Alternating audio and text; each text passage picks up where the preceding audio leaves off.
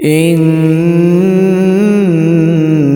بطش ربك لشديد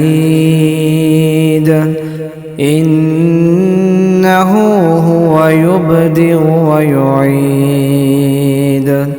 وهو الغفور الودود ذو العرش المجيد فعال لما يريد هل أتاك حديث الجنود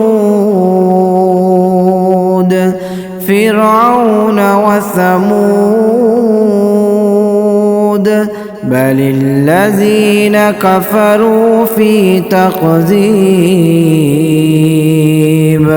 والله من ورائهم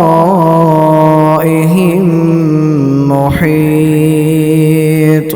بل هو قرآن مجيد